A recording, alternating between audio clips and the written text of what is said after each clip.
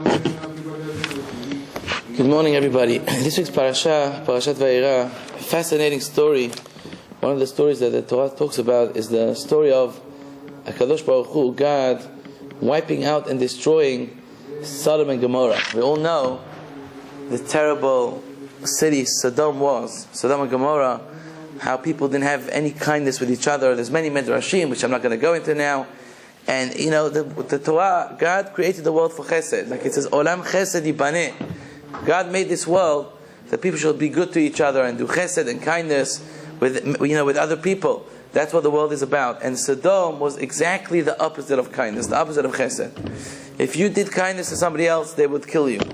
You were not allowed to be in that city. One of the rules was, in the city of Sodom, there was no chesed. So God said, a city without any kindness, without any giving, without any doing good deeds, doesn't deserve to be in the world. And God had a plan to wipe out Sodom, to destroy the whole city of Sodom. So the interesting verse over here in chapter, in the parasha, it says over here, chapter 9 over here, it says,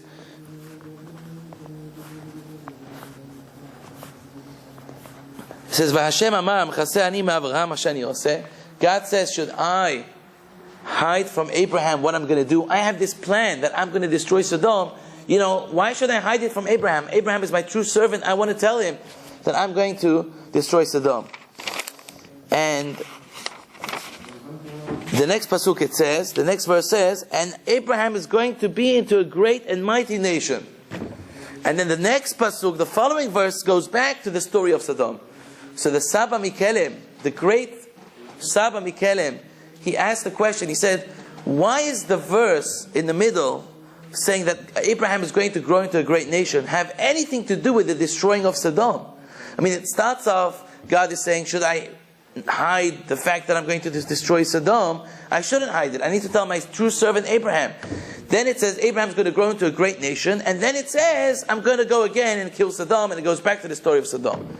So ask the Saba, why does God put in a verse that has nothing to do with anything? That Abraham's going to be in a great nation. You should put that after the story of Sodom, before the story of Sodom. What is, by putting in the middle, smack in the middle of the story of Sodom?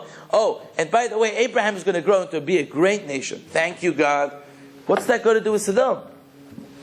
So he answers in a parable.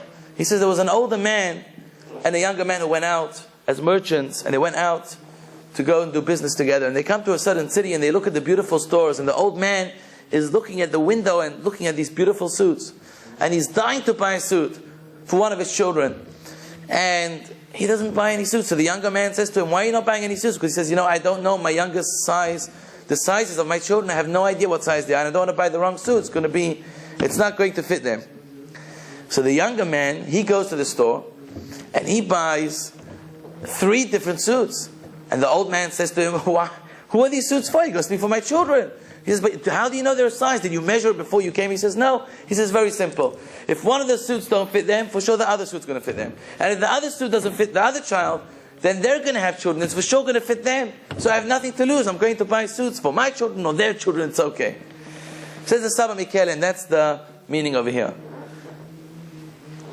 The question is, ask the Saba Mikel, Avraham Avinu is going to grow into a great nation. You know what that means? It's very, very, very interesting. Avraham Avinu is going to pray for Sodom. And he's going to ask God. God knows, and he says, am I going to hide the fact that I am going to destroy Sodom and not tell my true servant Abraham? But if I tell him what's going to happen, he's going to pray. And the truth is, if you look at the whole story of Sodom, Abraham prays. And he says, and God said it, and Abraham says that 50 righteous people don't destroy Sodom. God says, fine. And then he says, if there are 40 righteous people, don't, fine. Until 10 righteous people, and you couldn't even find 10 righteous people in Sodom. Nobody was righteous. And God's going to destroy Sodom. So Abraham's going to pray for Sodom. And what is people going to think? What happened in the end? Did Abraham's tefillot, did Abraham's prayers get accepted? God didn't listen to the prayers. He destroyed the whole city of Sodom. So the future generations are going to say, wow, look at this. What's the point, God forbid, for me to pray? If Abraham's prayers were not accepted, if his prayers were not accepted, why should I pray? Abraham prayed so much that the city of Sodom should be saved, and God did not listen to his prayers. And God destroyed Sodom. So a person might look at this story of the Torah, when he reads the Torah this week, and he says, look at this, Abraham prayed so much, and his tefillah were not accepted, his prayers were not accepted. Why should I pray? Therefore, says the Torah, you're making a big mistake. The Torah puts in the middle of the story of Sodom, Ve'avraham hayo yihye legoy gadol. Abraham's going to grow into a great and mighty nation. Abraham's going to have children. He's going to have grandchildren. He's going to have great-great-grandchildren. And the Torah is telling us, don't think that the prayers of Abraham went in vain, were for nothing. It's not true. It didn't help for Sodom because God had a decree to destroy Sodom. But it's going to help for his children. It's going to help for his grandchildren. It's going to help for his great-grandchildren. There's not one prayer in the world that goes away empty-handed. And that's what the Sabbath says. This young man bought the suit, 3 suits. But he didn't know the children's sizes. No problem. Doesn't fit his children, it's going to fit his grandchildren. Doesn't fit his grandchildren, it's going to keep it for his great-grandchildren. And that's what tefillot, ladies and gentlemen, are all about. A person sometimes prays so hard and he says, I don't see results. Sometimes we don't see results quickly. But I can guarantee you, in Judaism, and this is the outlook of the whole spectrum of Judaism, there's not one prayer that goes empty-handed. Sometimes it doesn't help for us, it helps for our children, helps for our grandchildren, but always there is a prayer. Why? Because Abraham prayed for Sodom, and God is promising he's going to have children, going to have grandchildren, that they're going to be benefited from the prayers of Abraham. Maybe Sodom did not benefit, the city of Sodom and Gomorrah didn't benefit, but the grandchildren are going to benefit. Just to tell you a quick story that I heard. See the importance of prayer. There was a Jew walking in the streets of Tel Aviv. And it was in the afternoon, towards the evening. And he was walking past the temple, past the synagogue. And people were coming outside and says, please come inside to the synagogue. I have a yahrzeit. Yahrzeit is when somebody has an anniversary of somebody's death. A father, or mother, brother, sister. And he needs to say the Kaddish, the special prayer for the dead people. And you need a minyan. For making a minyan, a ritual, you need 10 men. And he was stuck. He only had 8 or 9 men.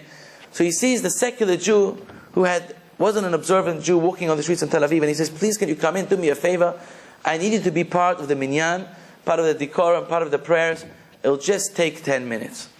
This man, young man, was so secular, believe it or not, even living in Israel, his parents didn't want him to have any type of religion.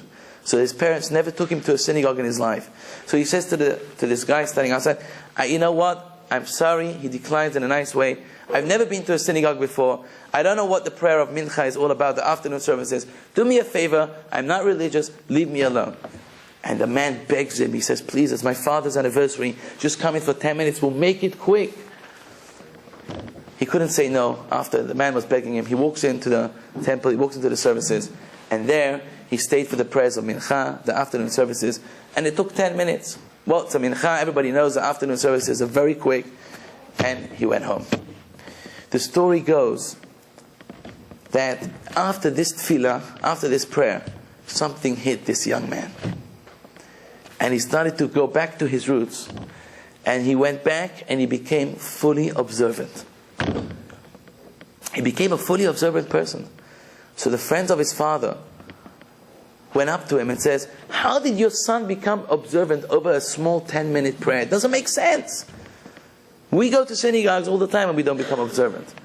How could the prayer so small, like a mincha, afternoon prayer of 10 minutes, change your son 180 degrees? And the father says, it was not the prayer at all. Let me tell you the story, he says, I'm a Holocaust survivor, and my parents are too.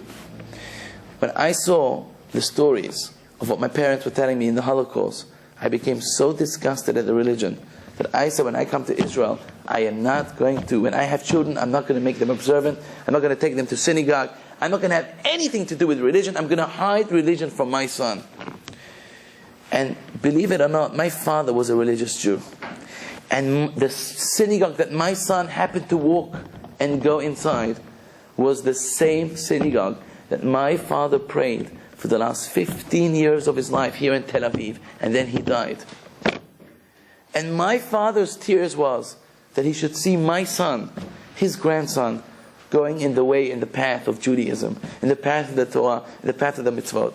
So when my son walks into that synagogue, it wasn't the mincha, it wasn't the afternoon service for 10 minutes that shook him up and penetrated in his heart and made him go back to religion and keep the Torah and the mitzvot. It was the prayers of my father, the tears of my father. For 15 years, his prayers in that synagogue. When my son walked in, the neshama of my father was there because he prayed in that same temple, and it penetrated in the heart of my son. And that's why my son became observant. All the time when I hid this away from my son, religion, observance, mitzvot, nothing could bring. I thought to myself that he's not going to be observant, but the one time he walked in this temple, the neshama of my father that prayed there for 15 years brought back my son back to his roots. Ladies and gentlemen, let's think for a second. This guy's grandfather went in his grave 6 feet when he died, knowing that his grandson is not observant. How difficult must it have been for his grandfather to go and die and be buried, knowing that all his tefillot that he prayed for his grandson to change and to be observant weren't answered. And lo and behold, after his death, he might have thought that his tefillot were in vain, were for nothing. But lo and behold, years later, when his grandson walks in the same temple, coincidence, it was all from the hand of God. That's the same temple that his grandfather paid for his grandson, prayed with tears. Finally, the prayers were answered. And this, ladies and gentlemen, is what the Torah is coming to teach us.